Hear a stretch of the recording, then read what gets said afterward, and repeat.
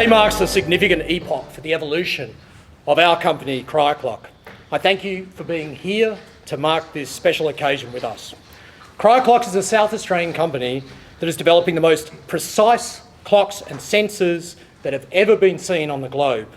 We are proudly part of a brilliant South Australian heritage of advanced manufacturing. The University of Adelaide's created a vibrant incubator of high technology, one of their research institutes called IPAS, and this has been the ideal environment to cultivate the central intellectual property that's been assigned to the company.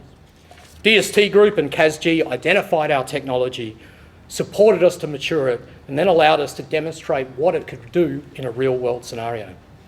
BAE also have been terrific partners in allowing us to be part of the JAWN project and for training our staff to contribute effectively to this project of national and lasting importance.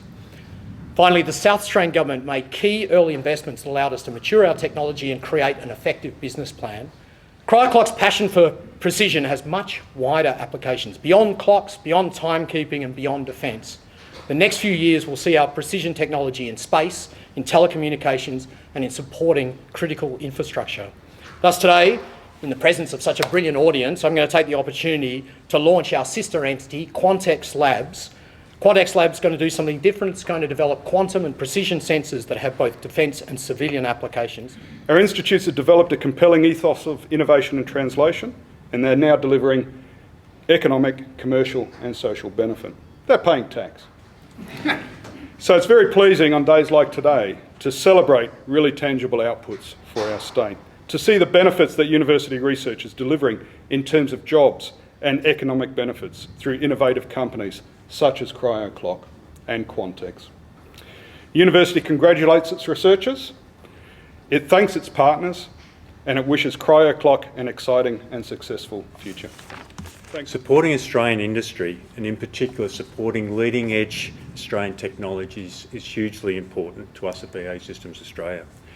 We're really proud to be partnering with CryoClock. We're harnessing BAE's defence engineering expertise to support Andre's team to develop their world-leading technology into a product that further enhances Australia's global leadership in HF radar technology and the Jindalee Over-the-Horizon Radar Network, JAWN. The high-frequency technology that sits behind JAWN, that we also export to a number of other countries, is highly dependent upon the stability of timing performance. And as many of you would have heard, the CryoClock is that accurate, that stable, that it gains or loses no more than a second over 40 million years. That's 1,000 times better than any other technology that we've got available to us today. The world is getting quite dangerous and contested for us, and we need to push those boundaries continually.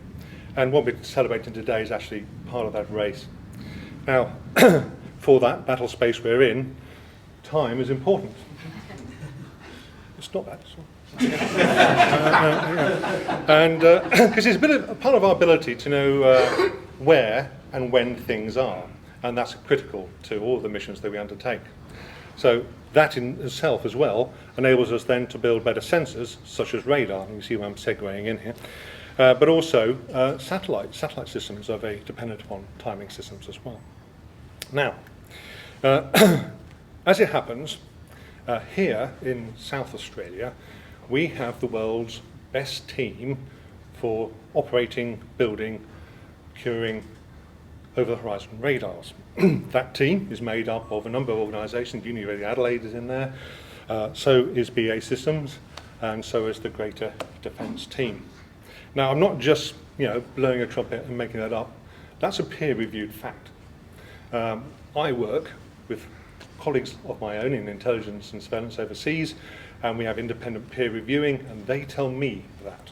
And we should be very proud of the fact that this is a #1 team in the world. So we have the A team.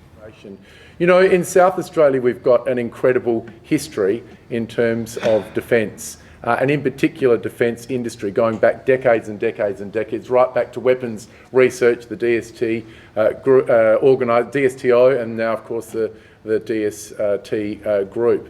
Andrew, you talked about 2014 being an important date.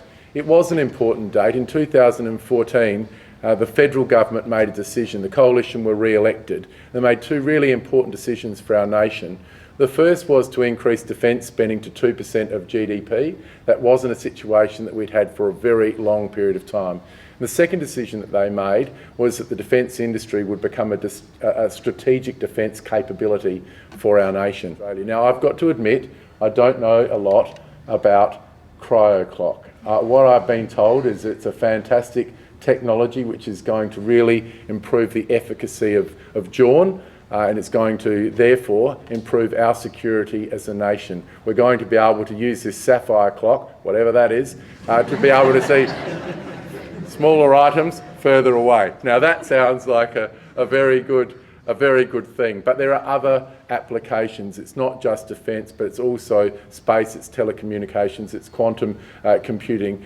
We have something that every single South Australian should know about and be proud about, and it's an honour to be with you here today. I thought it would be worthwhile explaining exactly how precise our clock really is. And so we're going to ask the Premier to assist us in this. And what we want to do is, we've got a clock here, here's the decimal point, and what we want to do is divide it up into smaller and smaller bits. So, that would be great. I feel a little bit like Delvine Delaney. I told you it was going to be fun. So, Not as good looking. the Premier has put up 1 millisecond, okay? And 1 millisecond is about the accuracy of clocks they use at the Olympics or for timing Formula 1 cars. So here we are, 1 microsecond, 0.0000 down to 1 millionth of a second. And that's about the speed of the fastest camera flash. We're going to divide... I don't know if you're going to get a job as Delvine Delaney. Well, you're Tony Barber.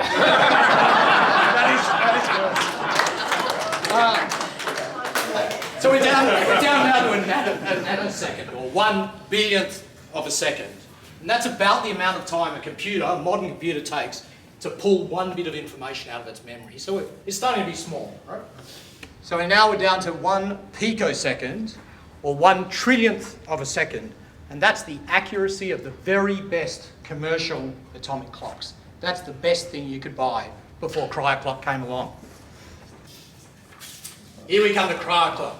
Another 1,000 times better than the best commercial clock.